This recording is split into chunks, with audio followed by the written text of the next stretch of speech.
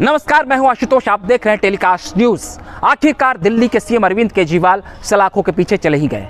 ED ने 21 मार्च को उनकी गिरफ्तारी की थी और अगले दिन से उन्हें रिमांड पर ले रखा था। 28 मार्च तक उनकी रिमांड की अवधि पूरी हुई थी। ईडी ने अदालत में फिर ये मांग रखी कि उनकी रिमांड की अवधि बढ़ाई जाए और उनकी रिमांड की अवधि बढ़ाकर 1 अप्रैल तक कर दी गई थी।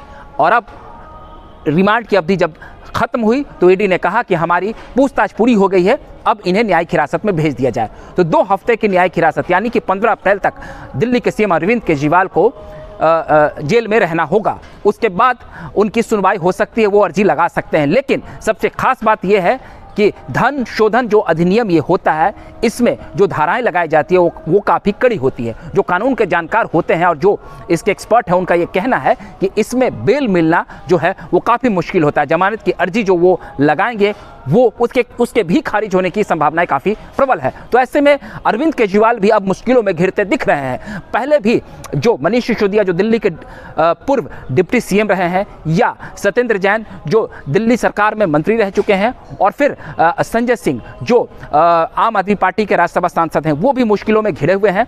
तो उनकी भी जमानत याचिका खारिज हो चुकी है। ये सभी काफ़ी लंबे समय से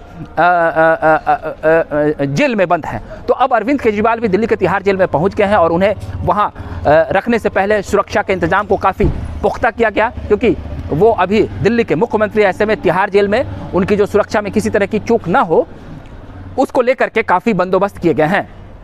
तो फिर मैं अब आपको बता दूं कि आखिर अरविंद केजरीवाल सलाखों के पीछे क्यों गए। जी हां, आबकारी नीति में जो घोटाले का मामला निकलकर सामने आया है।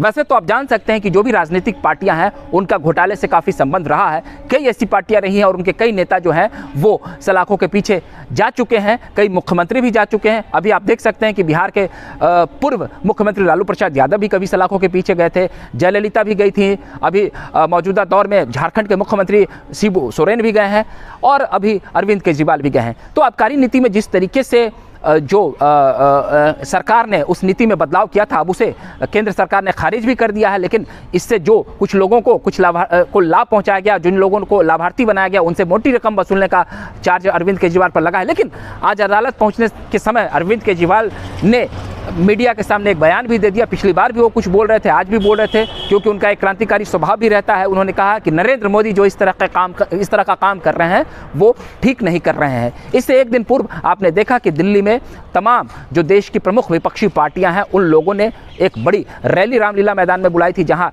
कई विपक्षी पार्टी के नामचीन चेहरे मौजूद थे। कुल 27 पार्टियों के नेताओं ने जमकर हमला बोला था केंद्र सरकार पर और उन्होंने कहा था कि ये तानाशाही रवैया नहीं चलेगा। राहुल गांधी ने खासकर लोगों के सामने ये कहा कि ये चुनाव महज चुनाव जीतने के लिए और सरकार बनाने के लिए नहीं है, बल्कि देश बचाने के लिए और संविधान बचाने का चुनाव है। आपको देश बचाने के लिए वोटिंग करना होगा और ये देश को बचाने के लिए ये चुनाव काफ़ी अहम है और ज़रूरी है। तो जिस तरीके से अरविंद केजरीवाल का ये मामला है, इस पूरे मामले पर सियासत काफ़ी गर्म है। अरविंद केजरीवाल की पत्नी सुनीता केजरीवाल भी अदालत परिसर में पहुंची थी। उन्होंने भी केंद्र सरकार पर तमाम आरोप लगाए हैं। पूर्व में भी एक व्हाट्सएप नंबर जारी किया गया है, जिस पर देश की जनता से ये पूछा जा रहा है कि अगर अरविंद केजरीवाल वाकई में गलत हैं तो आप बताएं, अगर वो सही है तो आप उनके समर्थन में उतरे। भगवंत मान ने भी काफ़ी आक्रामक भाषण दिया था।